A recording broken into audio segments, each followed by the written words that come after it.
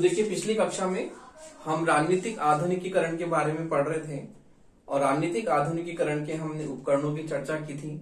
उसमें हमने पहला उपकरण पढ़ा था अभिजन वर्ग। किस प्रकार से राजनीतिक आधुनिकीकरण में अभिजन वर्ग जो है बहुत ही महत्वपूर्ण साधन है और किस प्रकार वो संख्या में अल्प होने के बावजूद भी राजनीतिक व्यवस्था में उनका महत्वपूर्ण प्रभाव होता है और वो पूरी तरह से जो है राजनीतिक क्षेत्र को पूरी तरह से प्रभावित करते हैं। अगला है बुद्धिजीवी वर्ग। तो देखिए अगला उपकरण हम पढ़ते हैं बुद्धिजीवी वर्ग।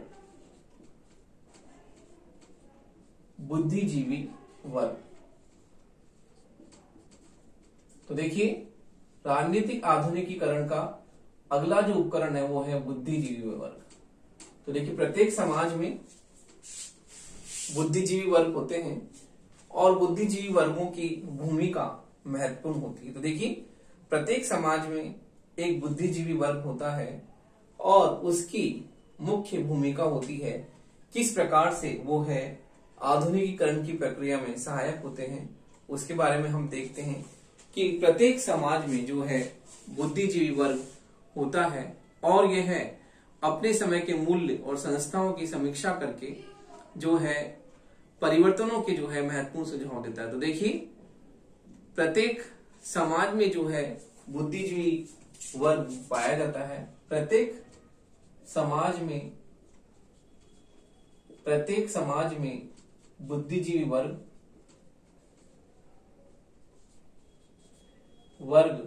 पाया जाता है और यह अपने समय के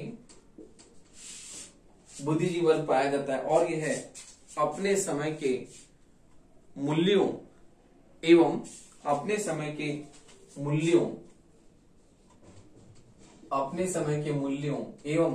संस्थाओं की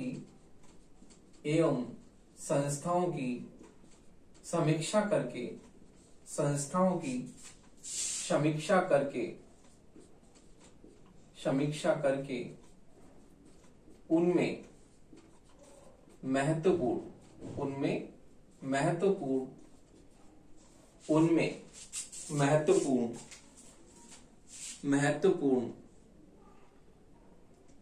व विवेकपूर्ण सुझाव देता है। महत्वपूर्ण व विवेकपूर्ण सुझाव देता है।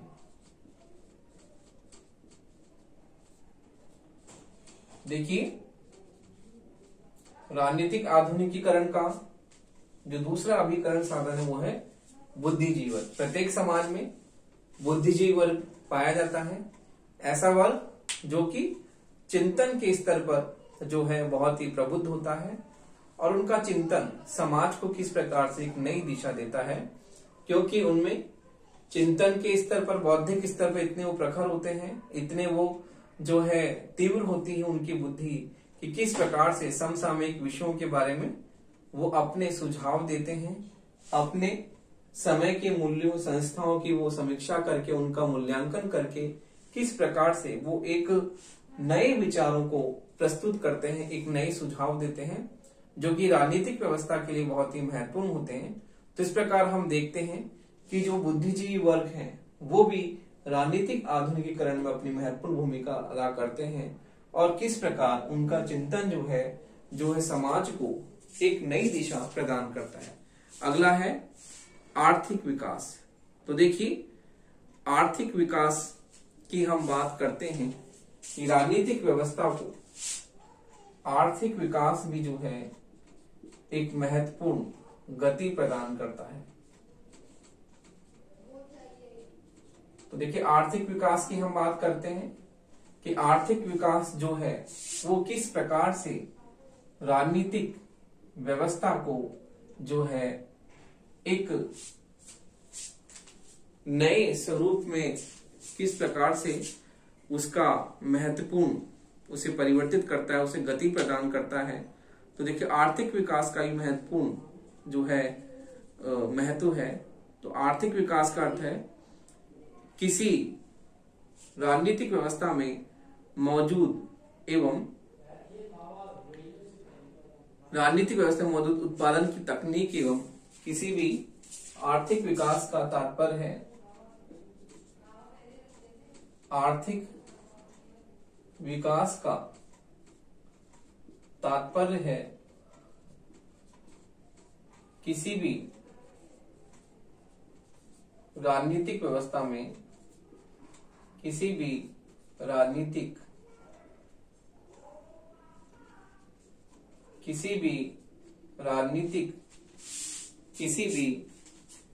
राजनीतिक व्यवस्था में मौजूद उत्पादन की तकनीक किसी भी राजनीतिक व्यवस्था में उत्पन्न उत्पादन की क्षमता एवं उत्पादन की क्षमता एवं उत्पादन की तकनीक उत्पादन की क्षमता किसी भी राजनीतिक व्यवस्था में उत्पन्न उत्पादन की तकनीक एवं उत्पादन की मात्रा उत्पादन की क्षमता नहीं सॉरी उत्पादन की मात्रा उत्पादन की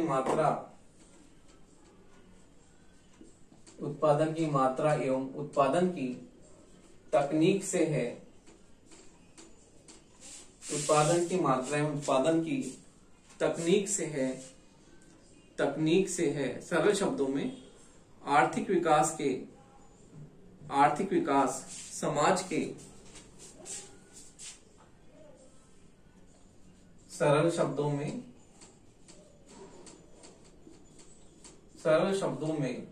आर्थिक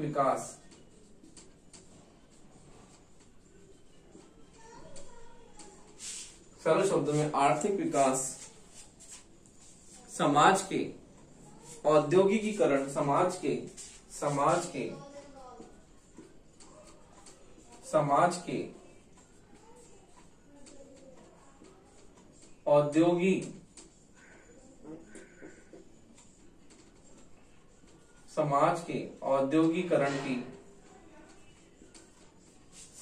के औद्योगिकरण की अवस्था को बताता है औद्योगिकरण की अवस्था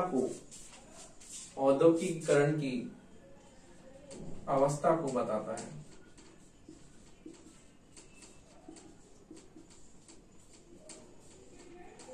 तो देखिए आर्थिक विकास समाज के औद्योगिकरण की अवस्था को बताता है। इस प्रकार से इसमें हम देखते हैं कि प्रति व्यक्ति आय, प्रति व्यक्ति कैलोरी की मात्रा तथा सामान्य व्यक्ति का जो जीवन है उसकी बात हम करते हैं कि सामान्य व्यक्ति का जीवन किस प्रकार से जो है चलता है, तो उसकी बात इसमें की जाती है कि सामान्य व्यक्ति का जो जीवन है किस प्रकार उसको ये प्रभावित करता है। सामान्य व्यक्ति के जीवन स्तर को इसमें शामिल किया जाता है। तो हम देखते हैं कि आधुनिकीकरण में प्रति व्यक्ति आय, प्रति व्यक्ति कैलोरी जो है राज्य द्वारा जो दी जाती है उसकी बात हम करते हैं कि इसमें किस प्रकार से आर्थिक व्यवस्था उत्पादन की मात्रा में उत्पादन की तकनीक से इसका मतलब है। लेकिन आर्थिक विकास समाज के औद्योगिकरण की अवस्था को बताता है। क्योंकि हम देखते हैं आर्थिक व्यवस्था में प्रति व्यक्ति आय, प्रति व्यक्ति कैलोरी इन सब की बात करते हैं कि समाज में किस प्रकार से जो है व्यक्ति के आर्थिक अवस्था में क्या सुधार किया जा रहा है उसकी बात हम करते हैं कि प्रति व्यक्ति आय क्या है, कैलोरी क्या दी जाती है, प्रति व्यक्ति कैलोरी की बात हम करते हैं। तो इस प्रकार राज्य द्वारा व्यक्ति के आर्थिक जीवन स्तर को किस प्रकार से सुधारने का प्रयत्न किया जा रहा है उसकी बात हम करते हैं। आर्थिक विकास भी जो है वो राजनीतिक व्यवस्था का विभिन्न एक महत्वपूर्ण जो है एक उपकरण है। अगला हम देखते हैं कि राजनीतिक विचारधारा। तो देखिए राजनीतिक विचारधारा भी इसका महत्वपूर्ण एक उपकरण है। राजनीतिक विचारधारा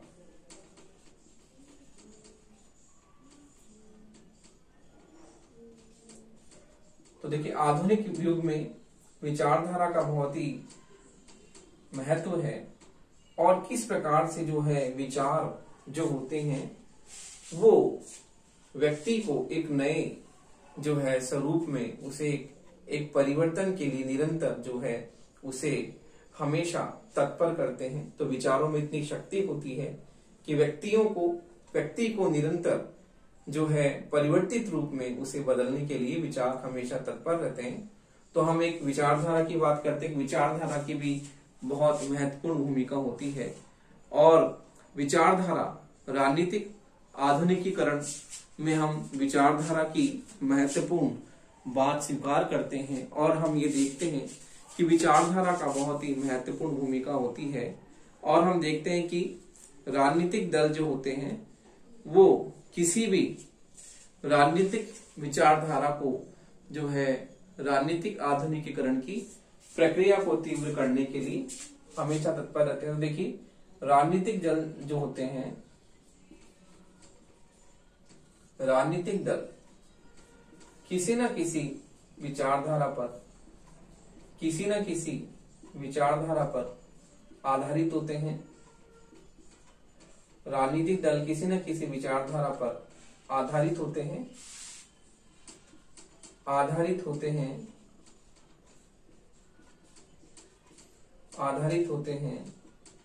और निरंतर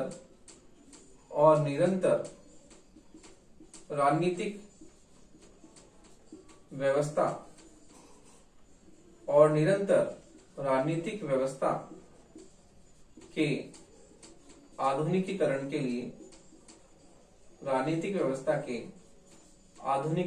लिए तत्पर रहते हैं। तो देखिए वर्तमान में आधुनिक युग जो है विचारधारा का युग है और इसमें विचारधारा जो होती है बहुत ही महत्वपूर्ण कारक होती है। और वर्तमान में हम देखते हैं कि राजनीतिक व्यवस्था में जो राजनीतिक दल जो होते हैं वो किसी न किसी विचारधारा पर आधारित होते हैं।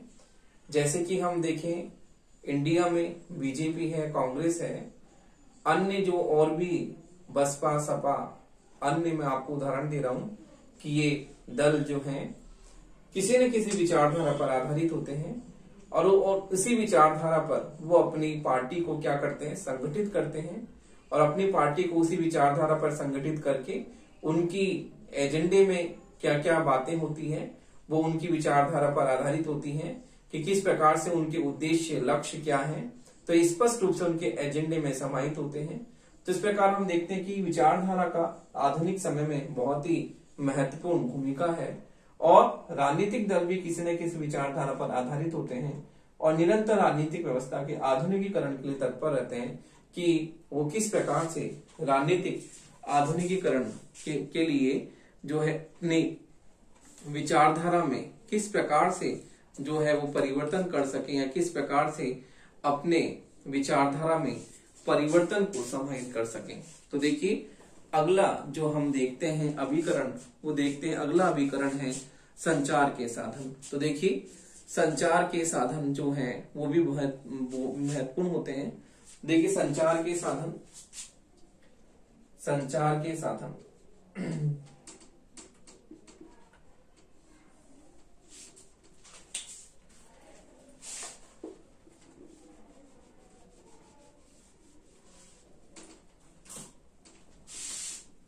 तो देखिए संचार के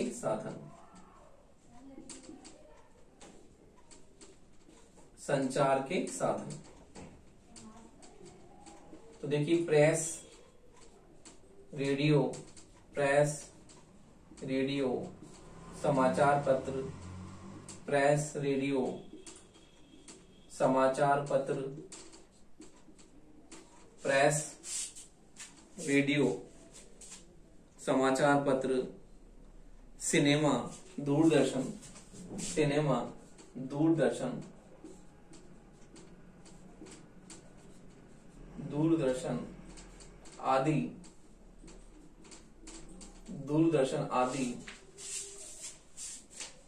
आदि संचार के प्रमुख आदि संचार के प्रमुख आधुनिक साधन है। आदि संचार के प्रमुख आधुनिक साधन है। तो देखिए, संचार के साधन बहुत ही महत्वपूर्ण अभिकरण है राजनीतिक आधुनिकीकरण के, और इन संचार के साधनों द्वारा राजनीतिक आधुनिकीकरण जो है बहुत ही महत्वशाली हो जाता है, क्योंकि जो है ये साधन किसी परंपरागत समाज के आधुनिकीकरण में महत्वपूर्ण भूमिका निभाते हैं और समाज का आधुनिकीकरण राजनीतिक आधुनिकीकरण की प्रक्रिया को जो है बहुत ही सरल बना देता है। तो देखिए, राजनीतिक आधुनिकीकरण की प्रक्रिया को सरल बनाने में इन संचार के साधनों का बहुत ही महत्वपूर्ण योगदान है। प्रेस, रेडियो, मीडिया, समाचार पत्र, सिनेमा, दूरदर्शन आदि जो संचार के साधन हैं वो राजनीतिक आधुनिकीकरण को बहुत ही सरलीकृत बना देते हैं और इनकी महत्वपूर्ण भूमिका होती है। तो देखिए, इन संचार के साधनों का प्रयोग करके कोई भी राजनीतिक व्यवस्था जो है वो अपने आधुनिक स्वरूप में जो है निरंतर प्रयत्नशील रहती है, और ये संचार के साधन बहुत ही महत्वपूर्ण भूमिका अदा करते हैं। संचार के आधुनिक साधन जो होते हैं समाज के विभिन्न वर्गों में मूल्यात्मक एकता स्थापित करते हैं और संपूर्ण समाज में राष्ट्रीय एकीकरण की भावना को किस प्रकार से वो प्रभावित करते हैं। तो इस प्रकार संचार के साधन राजनीतिक आधुनिकीकरण में अपनी महत्वपूर्ण भूमिका अदा करते हैं, और जो है इन संचार के साधनों द्वारा राजनीतिक आधुनिकीकरण बहुत ही सरल रूप में अभिव्यक्त होता है। अगला जो है इसका पॉइंट हम देखते हैं कि अगला इसका पॉइंट है सामाजिक गतिशीलता। तो देखिए, सामाजिक गतिशीलता जो है हम देखते हैं कि वो क्या है। तो देखिए, अगला उपकरण है सामाजिक गतिशीलता।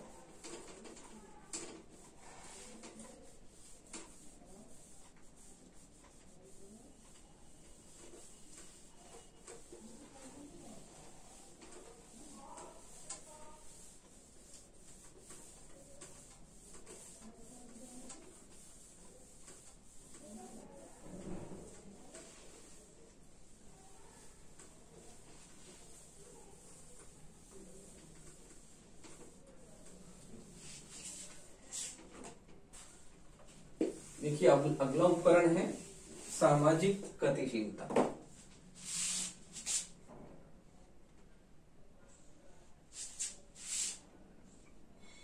सामाजिक गतिशीलता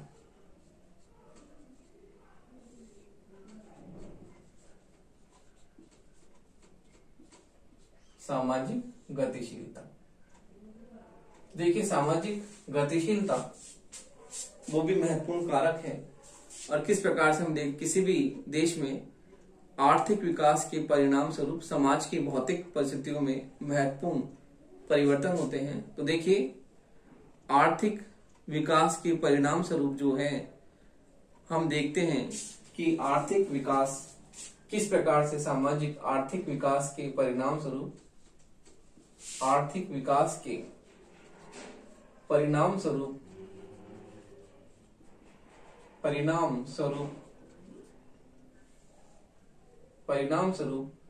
राजनीतिक व्यवस्था में परंपरागत मूल्यों की तथा परंपरागत मूल्यों पर नए मूल्यों की स्थापना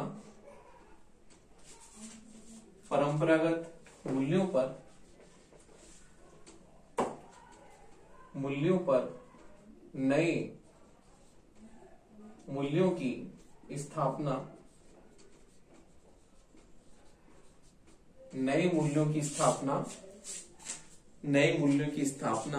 तथा परंपरागत समूहों पर व्यावसायिक व ऐच्छिक समूहों की तथा परंपरागत समूहों पर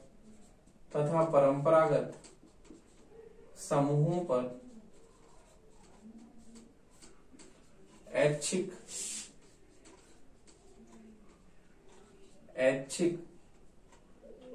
परंपरागत समूहों पर ऐच्छिक तथा दबाव समूहों की ऐच्छिक तथा दबाव समूहों की ऐच्छिक तथा परंपरागत समूहों पर ऐच्छिक तथा व्यवसायिक समूह, दबाव नहीं सॉरी, व्यवसायिक समूहों की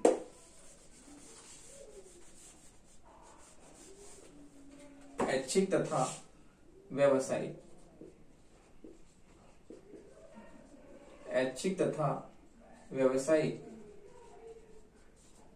समूहों की ऐच्छिक तथा व्यवसायिक समूहों की श्रेष्ठता स्थापित हो जाती है। ऐच्छिक तथा व्यवसायिक समूहों की श्रेष्ठता स्थापित हो जाती है। तो देखिए इस प्रकार से हम देखते हैं आर्थिक विकास के परिणाम स्वरूप किस प्रकार जो है समाज में गतिशीलता उत्पन्न होती है और समाज में गतिशीलता जो होती है वो किस प्रकार से महत्वपूर्ण कारकों को जन्म देती है।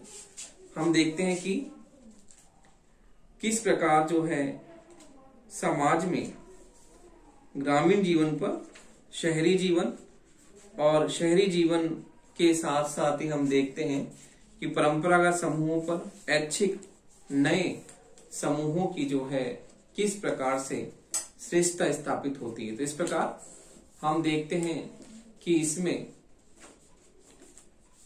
आर्थिक विकास जो है वो भी महत्वपूर्ण रूप से जो है सामाजिक गतिशीलता को प्रभावित करता है। अगला है सरकार की शक्तियां। तो देखिए हम विकासशील देशों में सरकार की शक्तियों की बात करते हैं कि सरकार की जो शक्तियां होती हैं वो भी जो होती हैं किस प्रकार से राजनीतिक आधुनिकीकरण को प्रभावित करती हैं। तो देखिए सरकार की शक्तियों की हम बात करते हैं कि विकासशील देशों में राजनीतिक आधुनिकीकरण के लिए, तो देखिए विकासशील देशों में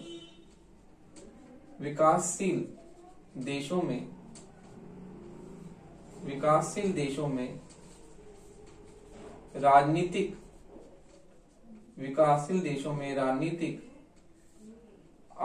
आधुनिकीकरण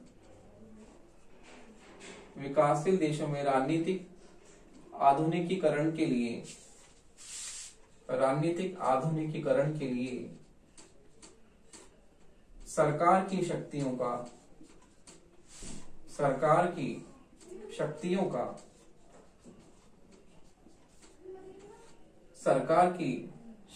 का प्रयोग किया जाता है। सरकार की शक्तियों का प्रयोग किया जाता है। तो देखिए हम देखते हैं कि जो सरकार की शक्तियां जो होती हैं वो भी विकासशील देशों में राजनीतिक आधुनिकीकरण का महत्वपूर्ण अभिकरण है और वो किस प्रकार से राजनीतिक व्यवस्था को जो है आधुनिकीकृत स्वरूप में जो है उसके परिवर्तन के लिए प्रयत्नशील रहती हैं। तो देखिए हम देखते हैं कि किस प्रकार से जो है इन देशों में, विकासशील देशों में, जैसे हम देखते हैं कि तानाशाही सरकार की बाध्यता शक्ति के द्वारा अपने समाज का औद्योगिकीकरण की चेष्टा की जाती है। इन देशों में हम देखते हैं सामाजिक कुरीतियों के अंत तथा शिक्षा के प्रसार के लिए जो है दंडात्मक साधन का प्रयोग किया जाता है। तो देखिए विकासशील देशों में हम देखते हैं कि राजनीतिक आधुनिकीकरण के लिए, जैसे शिक्षा के प्रसार के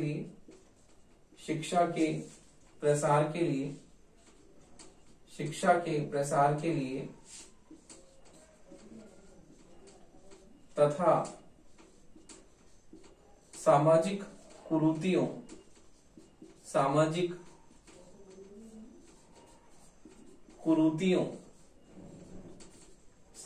कुरीतियों को रोकने के लिए, सामाजिक कुरीतियों को रोकने के लिए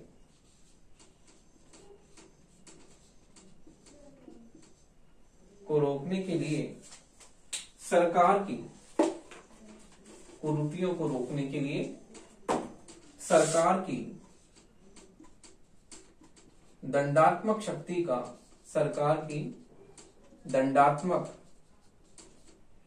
का प्रयोग किया जाता है।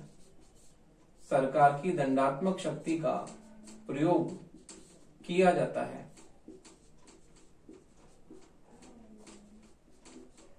देखिए, इस प्रकार से हम देखते हैं कि राजनीतिक आधुनिकीकरण, विकासशील देशों में राजनीतिक आधुनिकीकरण के लिए सरकार की शक्तियों का प्रयोग किया जाता है। जैसे हम देखते हैं कि कई विकासशील देश ऐसे हैं जहां पर शिक्षा का प्रसार नहीं होता और समाज जो है शिक्षा के प्रसार के कारण पिछड़ जाता है, और सामाजिक कुरीतियां जो होती हैं वो सामाजिक कुरीतियों का समाज जो है अंधविश्वासों का जड़ता के साथ पालन करता है, और जड़ता के साथ पालन करने के कारण समाज में हम देखते हैं परिवर्तन नहीं होता, और समाज में जो है किस प्रकार से जो है समाज पिछड़ेपन में जो है निरंतर जो उसी में वो समाज बना रहता है और निरंतर पिछड़ता रहता है। तो इस प्रकार से समाज जो है कुरीतियों को, सामाजिक कुरीतियों को रोकने के लिए, अंधविश्वासों को रोकने के लिए और शिक्षा के प्रसार के लिए सरकार जो होती है वो कदम उठाती है। और विकासशील देशों में हम देखते हैं कि सरकार जो है अपनी दंड की शक्ति का प्रयोग करती है और कानून बनाती है। जैसे कि भारत में भी जो है बाल विवाह पर अधिनियम बनाया गया, और किस प्रकार से दहेज प्रथा के बारे में हम अधिनियम जो है बनाए गए सरकार के द्वारा। तो इस प्रकार हम देखते हैं कि जो सामाजिक कुरीतियां हैं और किस प्रकार से अंधविश्वास है, शिक्षा का प्रसार जो है करना होता है, तो उसके लिए सरकार दंड की शक्ति का प्रयोग करती है कि समाज को आधुनिकीकरण की दिशा में ले जाने के लिए समाज जो है आधुनिक बन सके, और समाज में जो पुराने विचार, पुराने मूल्य, पुराने जो आदर्श है उनके स्थान पर जो है आधुनिक स्वरूप में जो है समाज में नए मूल्यों की स्थापना हो, नए आदर्शों की स्थापना हो और समाज आधुनिक बन सके।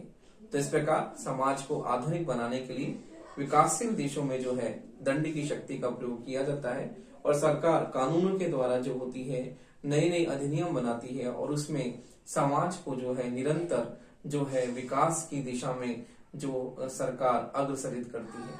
तो इस प्रकार हम देखते हैं कि सरकार की शक्तियां भी जो होती हैं वो राजनीतिक आधुनिकीकरण का प्रमुख जो है कारण जो है बनती है। तो इस प्रकार हम देखते हैं कि राजनीतिक आधुनिकीकरण की प्रक्रिया में हम देखते हैं किस प्रकार से जो है सरकार की शक्तियों के द्वारा विकासशील देशों में जो है आधुनिकीकरण की चेष्टा की जाती है, और जो है सरकार किस प्रकार से जो है अपनी दंडात्मक शक्ति का प्रयोग करके समाज को एक नई दिशा में लेकर जाती है। तो देखिए, इस प्रकार हमने देखा कि विकासशील देश जो है किस प्रकार जो है लोकतांत्रिक शासन मूल्यों को स्वीकार करें। तो देखिए, वहां पर राजनीतिक आधुनिकीकरण की प्रक्रिया में सरकार की भूमिका बहुत ही महत्वपूर्ण होती है।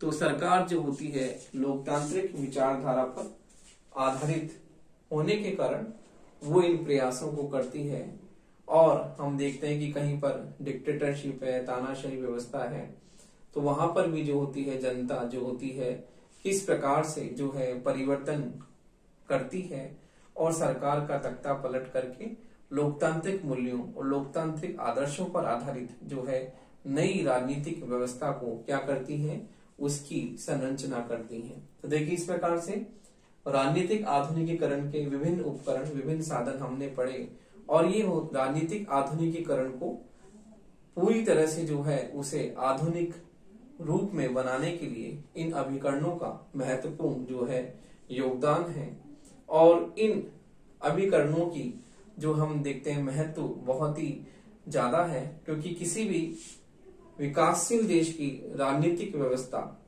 इन अभिकरणों के आधार पर इन उपकरणों के आधार पर, इन साधनों के द्वारा हम किसी भी देश की विकासशील देश की राजनीतिक व्यवस्था को जो है विकसित और आधुनिकीकरण से युक्त उसे आधुनिकीकरण की ओर लेकर जा सकते हैं। तो इस प्रकार राजनीतिक आधुनिकीकरण के ये विभिन्न उपकरण जो होते हैं बहुत ही महत्वपूर्ण हैं, और इन उपकरणों के द्वारा जो है हम देखते हैं किस प्रकार से जो है विकासशील देश की राजनीतिक व्यवस्था जो है विकसित समाज की राजनीतिक व्यवस्था में जो है निरंतर परिवर्तन के लिए प्रयत्नशील रहती है, और इन उपकरणों का जो है वो राजनीतिक आधुनिकीकरण की प्रक्रिया में महत्वपूर्ण योगदान है, और इन उपकरणों के द्वारा जो है विकासशील देश की राजनीतिक व्यवस्थाएं जो है विकसित एवं आधुनिकीकरण से युक्त विशेषताओं को जो है प्राप्त करने के लिए निरंतर प्रयत्नशील रहती हैं।